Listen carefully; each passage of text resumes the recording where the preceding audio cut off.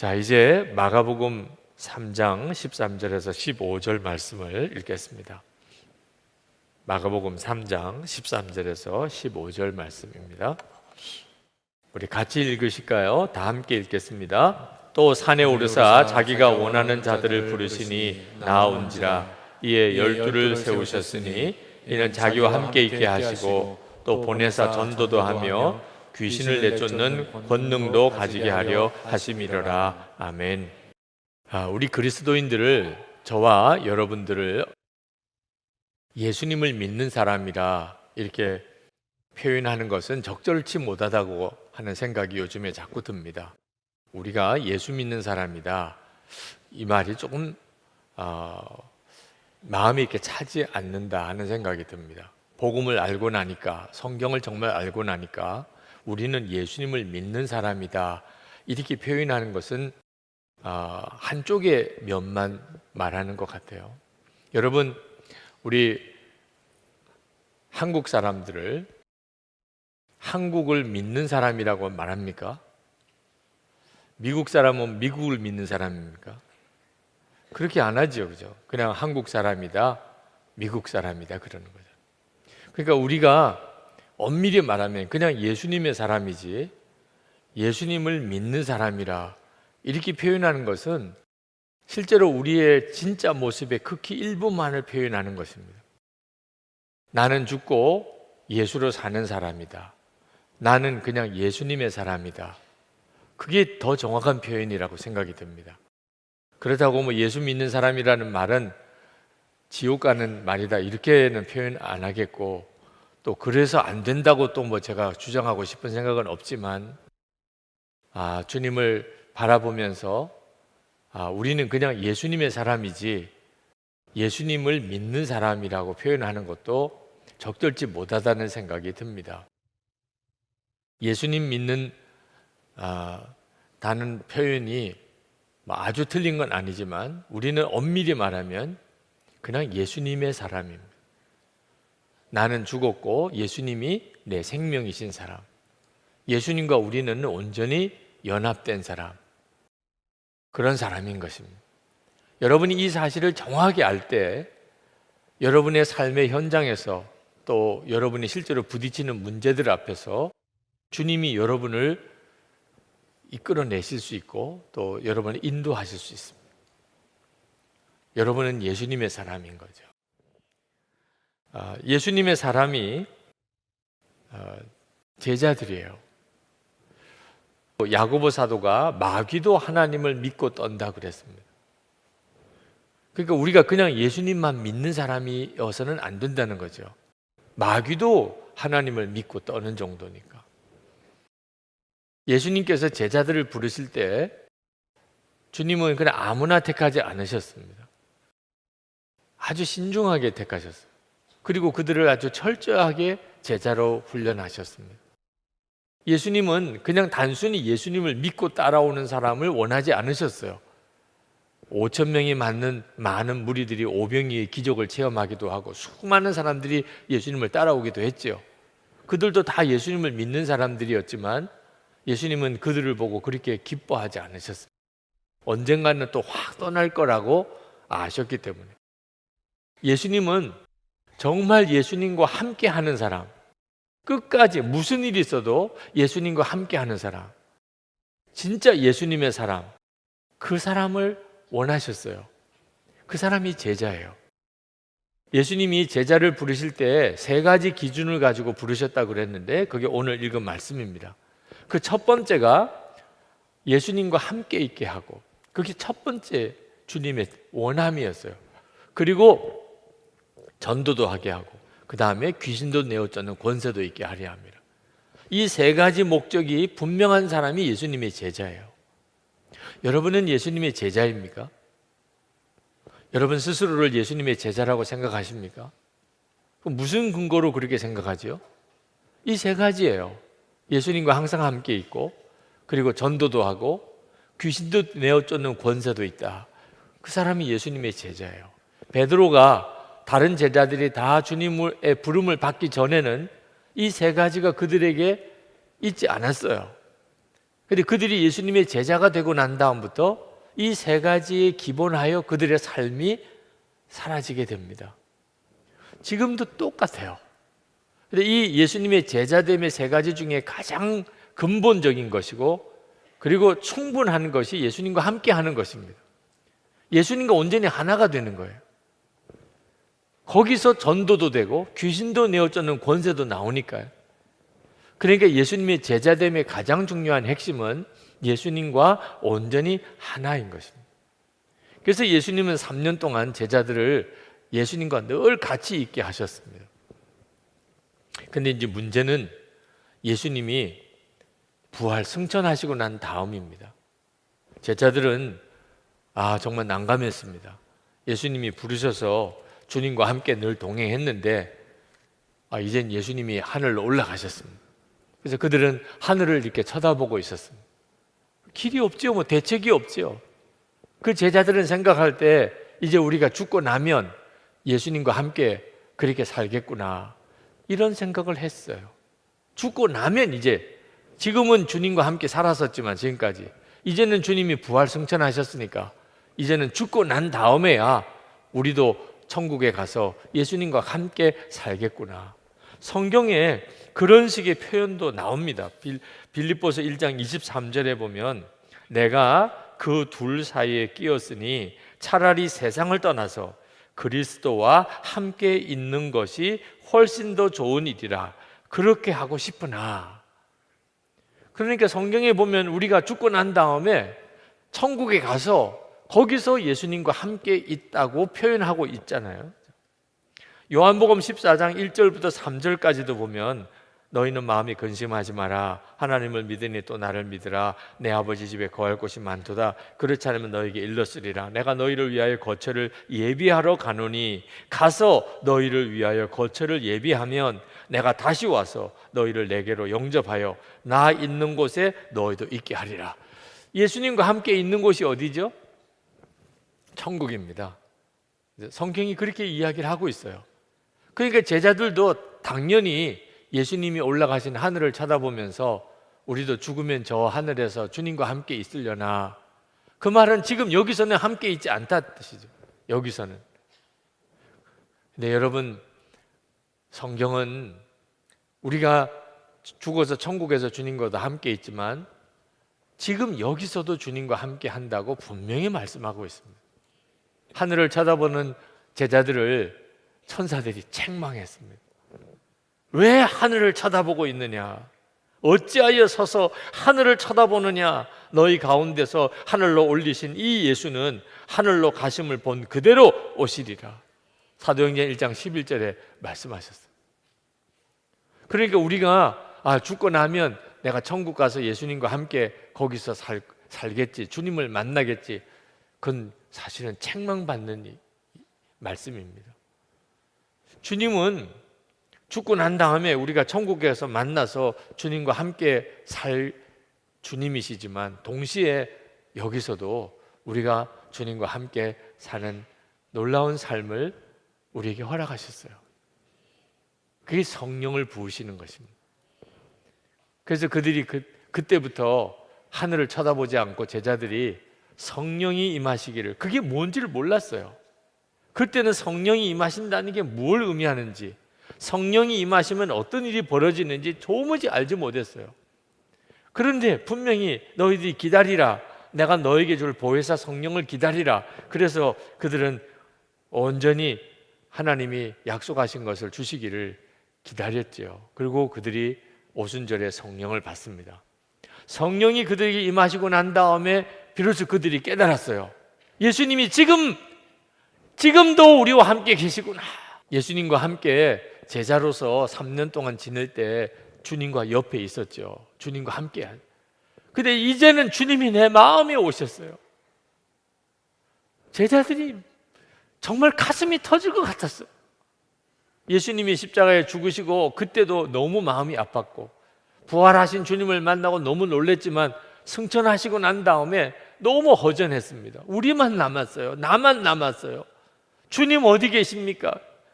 그런데 성령을 받고 난 다음에 주 예수님은 지금 내 마음에 오셨구나. 나와 함께 계시구나. 정말 미칠 것 같았어요. 이것이 바로 제자예요.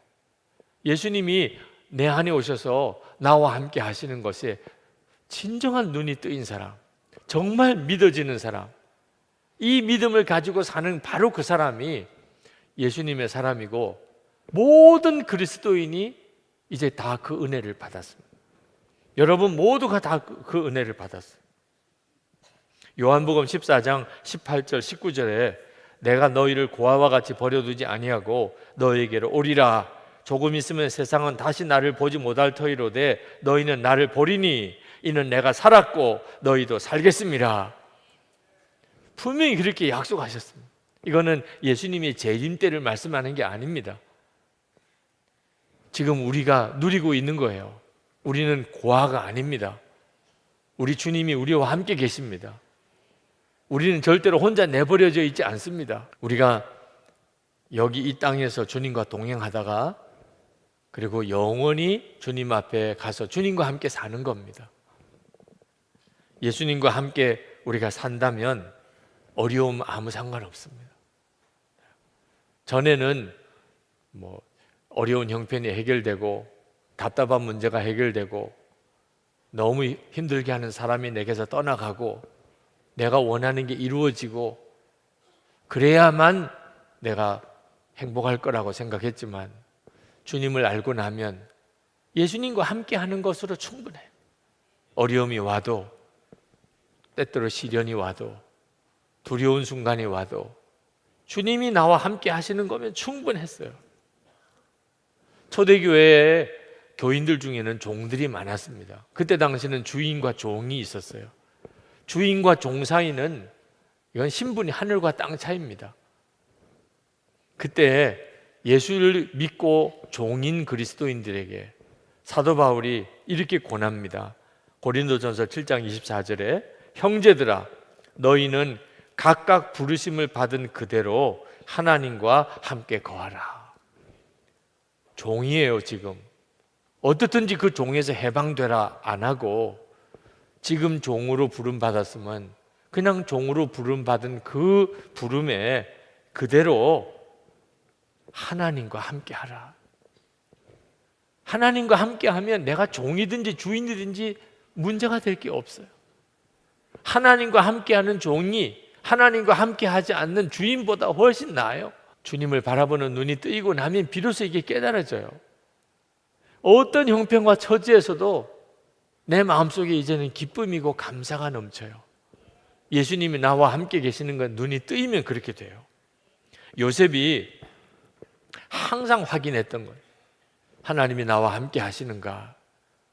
종으로 팔려갔을 때, 감옥에 억울하게 끌려갔을 때 요셉은 다른 거 보지 않고 언제나 하나님이 나와 함께 계시는 거.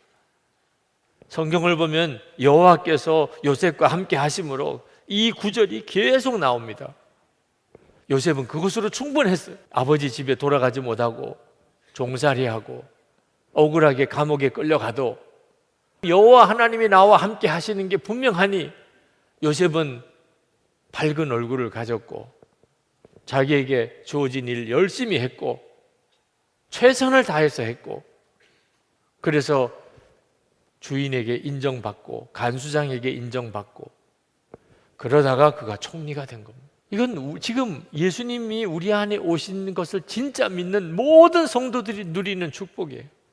예수님이 내 안에 오신 거 그거면 충분해. 이제 지금 내 삶이 여러 가지 힘들고 억울하고 이해되지 않을 정도로 고통이 많고 상관없어요. 예수님이 지금 나와 함께 계세요.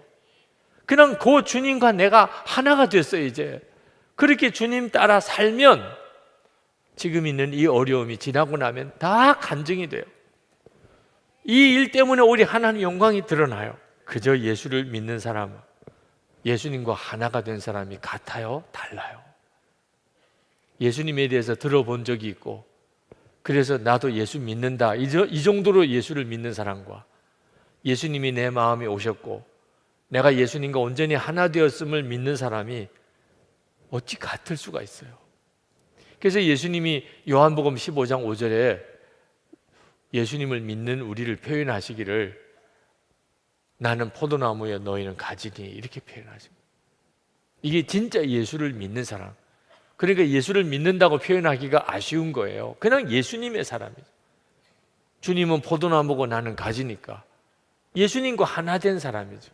로마서 6장 4절에 그러므로 우리가 그의 죽으심과 합하여 세례를 받음으로 그와 함께 장사되었나니 이는 아버지의 영광으로 말미암아 그리스도를 죽은 자 가운데서 살리신 것 같이 우리로 또한 새 생명 가운데서 행하게 하려 하십니다. 이게 예수를 믿는 거예요. 예수님과 함께 나는 이미 장사 지냈어요. 장례식 이미 치렀어요.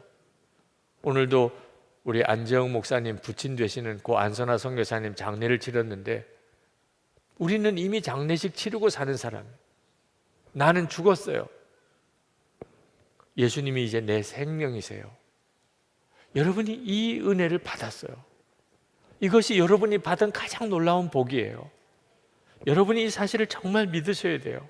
그리고 여러분이 스스로 계속 고백하셔야 돼요. 사도 바울처럼 갈라디아서 2장 10절에 내가 그리스도와 함께 십자가에 못 박혔나니 그런즉 이제는 내가 사는 것이 아니요 오직 내 안에 그리스도께서 사시는 것이라. 매일 고백해야 돼요. 무슨 문제 앞에서 고백해야 돼요. 정말 내가 오늘 이 사람을 만나서 내가 무슨 말을 해야 될까? 그때 고백해야 돼요. 내가 그리스도와 함께 십자가에 못 박혔나니 이제는 내가 산 것이 아니요 내 안에 그리스도께서 사신 것이라. 그러면 반드시 예수 믿는 자가 누리는 말할 수 없는 은혜와 복을 받게 돼요. 예수 믿는 거 생각해 보면 아주 간단해요. 나는 예수님과 함께 이미 죽었고 예수님의 생명으로 산다. 이걸 계속 고백하고 살면 되는 거예요. 가장 예수를 잘 믿는 거예요. 우리가 예수를 믿고 주님과 온전히 하나 되었음을 믿는다고 그래서 세상이 바뀌지 않아요. 직장도 그대로예요. 만나는 직장 사장님도 그대로고 직장 동료도 그대로고 여러분 이웃 사람, 여러분이 예수를 진짜 믿게 된다고 이웃 사람이 바뀌지도 않아요. 그 사람이 그 사람이에요. 같은 버스 타고 직장 출근해야 되고 같은 지하철 노선 타고 그리고 직장 가야 되고 달라질 게 아무것도 없어요. 세상 달라진 것도 없어요. 남편, 아내가 달라지는 것도 아니고 부모와 자식이 달라진 것도 아니에요. 내가 예수를 믿었는데 그 예수 믿은 나 외에는 하나도 달라진 게 없어요. 나는 달라졌어요. 예수를 믿게 되면서 나는 완전히 달라졌어요. 내 속이 완전히 달라졌어요. 전에는 마귀가 주인 노릇하던 내 마음의 중심에 예수님이 오셨어요. 예수님과 나는 완전히 하나가 됐어요. 나의 마음은 이제 죽었어요. 내 생각도 죽었어요. 이제는 예수님이 내 생각이고 내 마음이세요. 이보다 더 달라질 수가 어디 있어요. 내가 완전히 달라졌어요. 그리고 세상이 달라지게 보이는 거예요.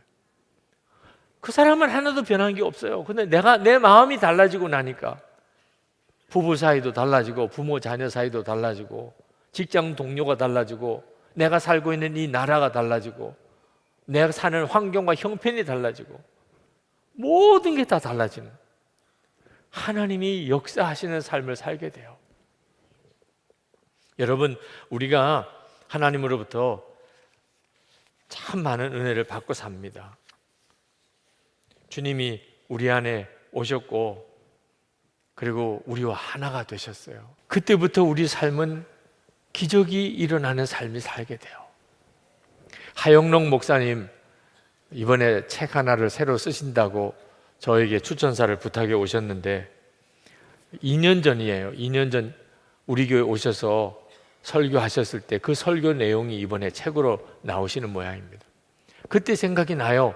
2년 전에 오셨을 때 그때 그 심장 수술을 하셨던 이야기를 하셨습니다.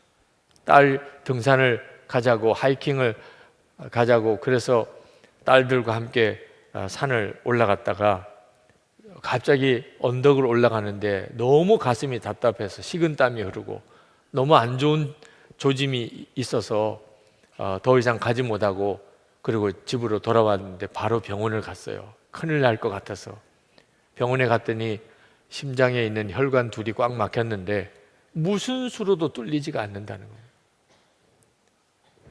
이제는 길은 하나밖에 없는데 그건 심장 수술을, 이식 수술을 또 해야 된다는, 또 심장 이식을 받아야 된다는 거예요.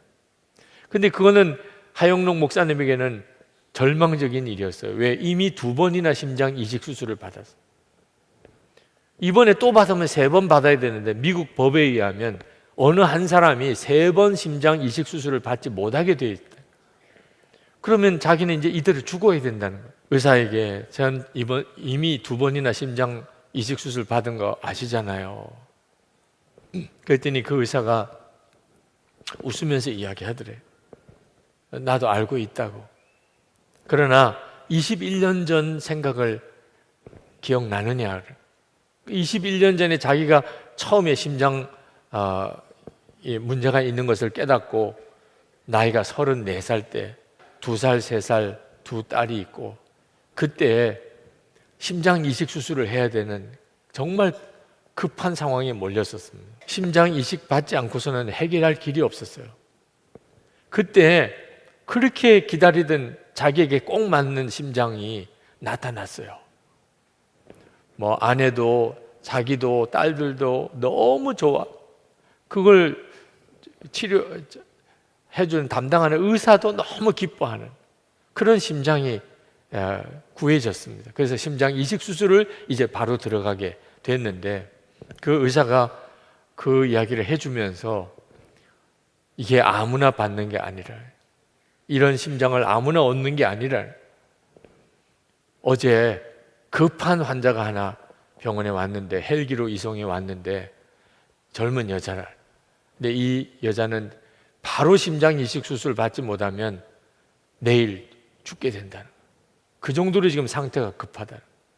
근데 이번에 구한 심장이 그 여자한테도 똑 맞다는, 그 이야기를 왜 했나 목사님이 그 이야기를 듣는데 갑자기 마음에, 아니 나보다 더 급한 사람이 있다는 거잖아.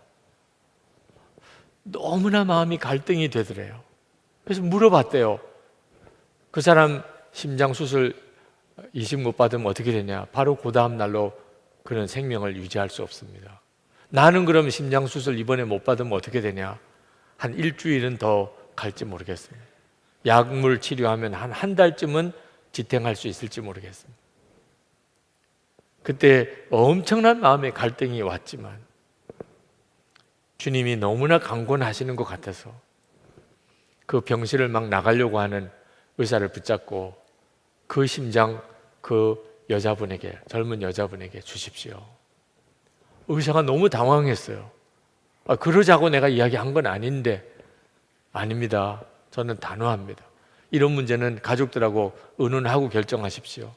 가족들하고 의논해 봐야 다 반대하겠죠. 입장이 바뀌어서라도 그렇겠죠. 이건 제가 결정할 문제입니다. 그래서 그 심장을 그 여자분에게 준 적이 있습니다. 그리고 일주일 뒤에 이분은 혼수 상태로 빠진 거죠. 급하게라도 또 심장이 하나 구해졌는데 아주 상태가 안 좋은 심장이었어요. 다른 병원에서 다 이식 수술을 할 수 없다고 했던 거. 지금 이분은 지금 죽어가고 있는 형편이니까 병원에서 그 안 좋은 상태의 심장이라도 이식 수술을 했습니다. 이제 겨우 살기는 했어요. 겨우 한 5년을 버텼습니다. 5년 지나서 건강한 심장이 하나 또 이식 수술을 받을 수 있게 구해져서, 그래서 2번째 심장 이식 수술을 받은 거예요. 그리고 16년이 지난 겁니다.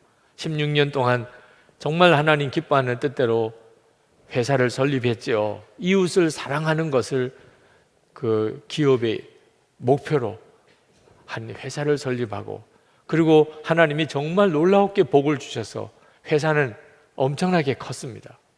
팀 하스라는 회사. 근데 지금 이 상황이 온 거예요. 의사가 그때 이야기를 해요. 미국 법에 의하면 3번 심장 이식 수술을 할 수 없지만 당신의 경우에는 한 번은 정상적인 심장을 이식 수술 받았다고 할 수가 없고, 당신이 그때 어떻게 심장 이식 좋은 심장을 포기했는지에 대해서 이미 그때 다 기록에 남아있다. 그러니까 이 문제를 가지고 심사를 하면 당신은 한 번밖에는 심장 이식 수술을 받지 못한 것으로 평가받을 수 있을 거다. 그리고 다 자기가 그 점을 다 알아봤다는 거예요. 이제 당신이 한 번 더 심장 이식 수술 받을 수 있는 케이스라. 그 이야기를 바로 이 자리에서 하셨죠. 네. 참 놀라운 일이죠. 이게 어떻게 가능한 일일까요? 그러면서 그분이 우리 한국 단어에서는, 성경에서는 정확하게 의미가 이렇게 번역이 안 되는 단어 하나를 설명했습니다. favor라고 하는 단어. 우리 성경에는 보통 은혜라고 번역이 되는 단어입니다. 그런데 정확한 의미는 아니라는 거예요. 이 favor라고 하는 단어는 하나님에게 무언가를 간절히 구할 때 그때 구하는 표현입니다. 근데 그냥 혼자로만 쓰지 않고 꼭 구절로 써요. favor in your eyes. 하나님이 보시기에 좋다면, 하나님이 보시기에 좋으시다면, 그런 뜻입니다. 그러니까 하나님의 눈에 아주 은혜롭게 보인다는 거예요. 하나님의 사람들이 늘 하나님 앞에 기도할 때 하나님 뭐뭐를 이루어 주세요 라고 할 때는 꼭 하나님이 보시기에 좋으시다면, 그러면 이걸 이루어 주세요. 그럴 때 이 단어를 쓴다는 거예요. 여러분, 우리가 하나님 앞에 섰을 때 우리에게 정말 필요한 것이 있다면 하나님이 보시기에 좋은 상태인 거예요. 하나님이 보시기에 좋은 상태. 그러니까 하나님이 보시기에 좋은 상태가 어떤 상태일까요? 여러분이 하나님 보시기에 좋은 상태입니까? 여러분의 삶이 하나님이 보시기에 너무너무 좋을까요? 우리가 오늘도 하나님 앞에 기도를 하러 왔습니다. 하나님이 보시기에 좋으시다면 저에게 이 일이 이루어지게 해주세요. 그러면 하나님의 눈에 보기에 좋아야 되잖아요. 그럼 어떻게 된 사람이 하나님의 눈에 보기에 좋을까요? 주님의 마음을 가지고 사는 사람. 우리가 무슨 이 일도 했고 저 일도 했기 때문이 아니고 주님의 마음을 가지고 사는 사람. 내 마음은 죽고 주님의 마음을 가지고 사는. 그러니 좋으실 수밖에 없는 거죠. 아니, 우리도 내 마음에 꼭 드는 사람, 내 마음하고 딱 같은 사람 만나면 얼마나 좋습니까? 부부 사이에도 마음이 같아질 때가 얼마나 좋습니까? 부모 자녀 사이에도, 친구 사이에도, 교인들 관계에도 마음이 같은 사람을 만날 때 얼마나 기쁩니까? 하나님께서 우리를 보시는데 마음이 하나님과 같아요. 그러니 하나님이 너무 좋으시죠.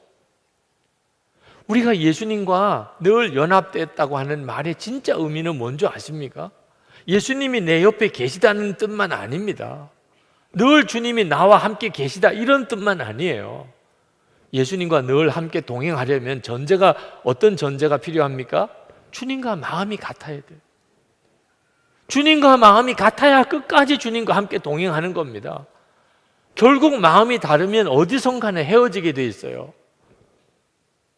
그러니까 우리가 예수님과 온전히 연합했다, 주님과 동행한다는 말의 핵심은요, 내 마음은 죽고 예수님의 마음으로 사는. 하영록 목사님 그 책을 제가 가만히 읽어보니까 어떤 목사님이 그렇게 이야기하더래요. 너한테 왜 이런 행운이 계속되는지 알아? 하영록 목사님의 삶은 정말 행운이라고 밖에는 설명할 수 없는 이 사건의 연속이더라고요.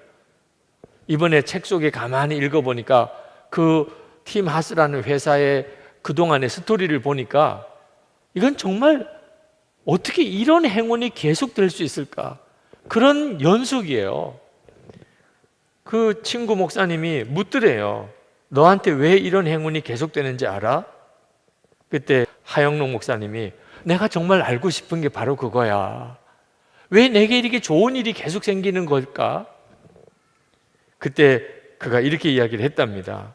결정적인 순간에 이웃을 사랑하라는 하나님의 말씀에 순종했기 때문이야. 그 심장 이식 수술 받지 못하면 난 죽어요. 그때 나이가 34살, 딸 둘, 2살, 3살 된 딸 둘이 있는 그때 어떻게 심장을 포기할 수 있어요? 그런데 하나님의 마음은 아니더라는 거예요. 하나님의 마음은 너는 그래도 한 주일, 한 달은 버틸 수 있어. 그 사람은 지금 당장 죽어.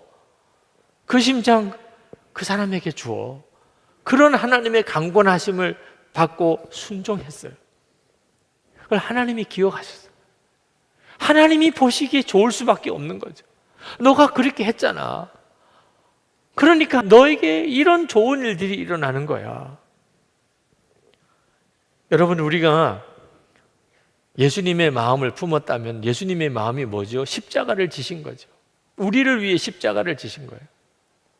그러니까 우리가 예수님의 마음을 품고 살아보면 집안에서도 가족들, 내가 그들의 십자가를 대신 지는 거예요.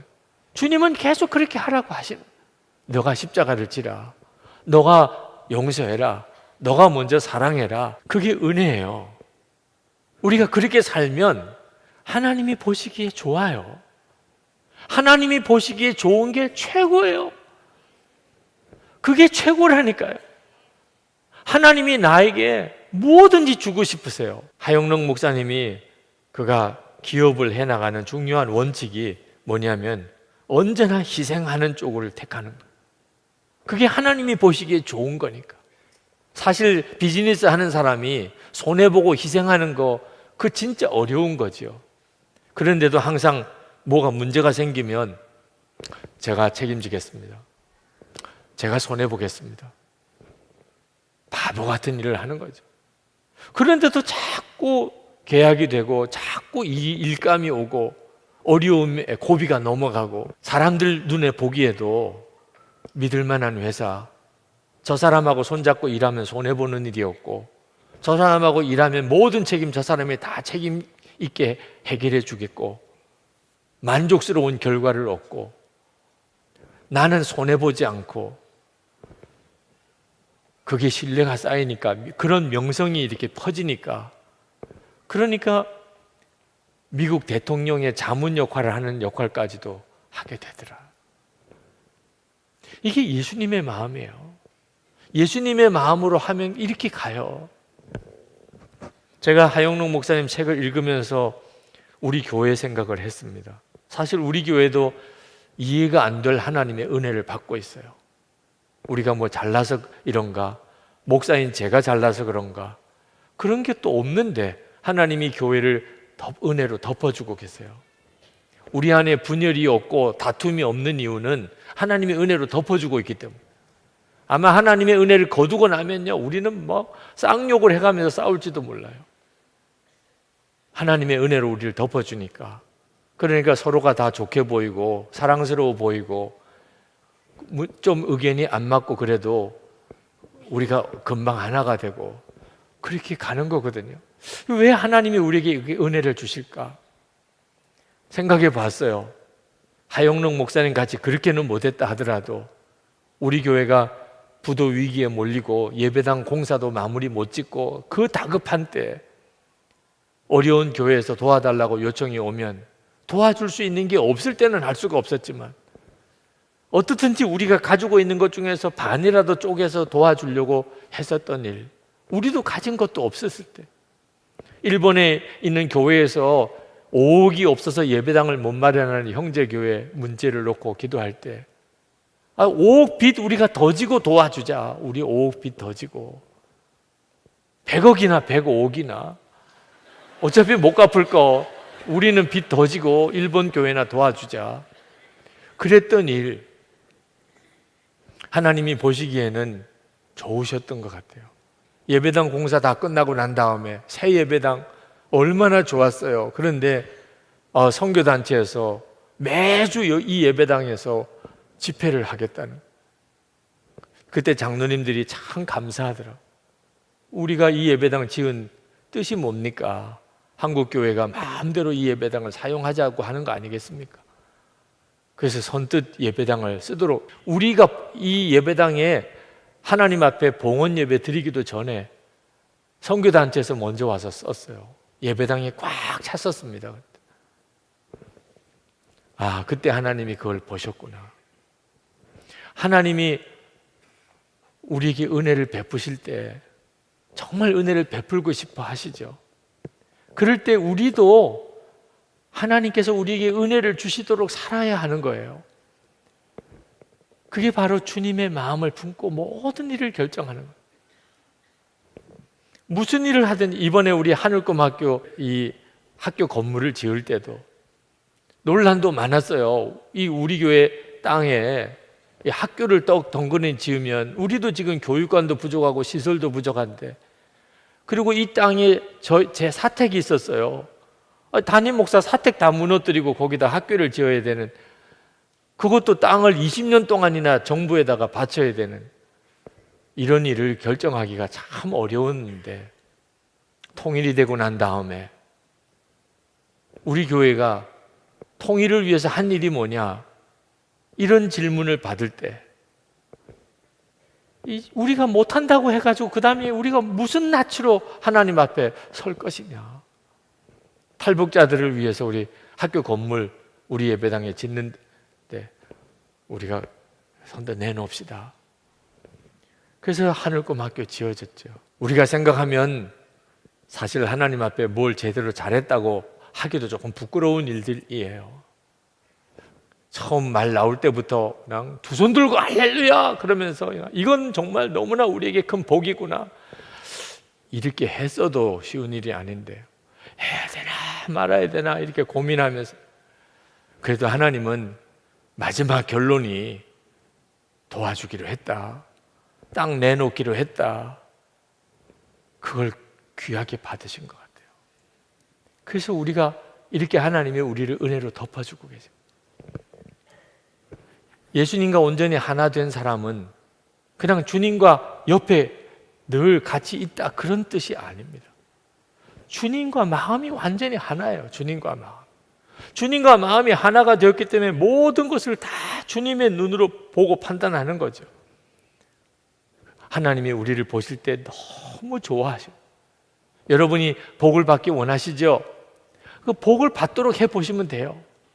그건 어떻게 하는 거죠?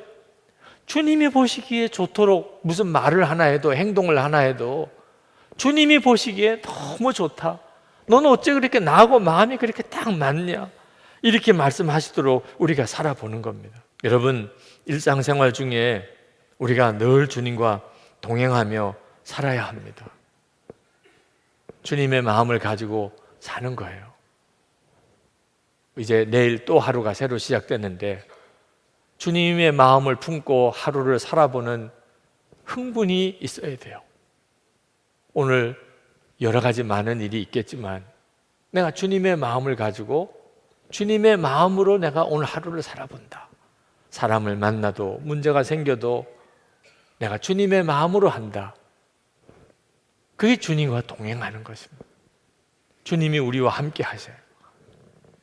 그리고 하나님이 우리가 그렇게 하는 것을 보기가 좋으시면, 그러면 하나님께서 우리에게 쏟아부어 주고 싶은 은혜와 복을 마음껏 쏟아부어 주시게 되는 것입니다. 오늘 이 시간에 우리가 정말 주님, 제가 받은 이 복이 엄청난 복이군요. 내 처지와 형편은 어려움이 많지만 주님은 이미 내 안에 오셨고 우리가 주님과 온전히 하나 된 자고, 이것이 제자군요. 주님, 제가 그렇게 살아보겠습니다. 주님 바라보고 주님만 의지하고 제가 그렇게 살겠습니다. 여러분 꼭 그 마음으로 오늘 기도하고 여러분 안에 오신 주님을 다시 분명히 바라보고 내 마음 십자가에 못 박힌 것을 분명히 믿고 이제는 주님의 마음을 품고 모든 것을 생각하고 판단하고 그렇게 살게 되기를 축복합니다.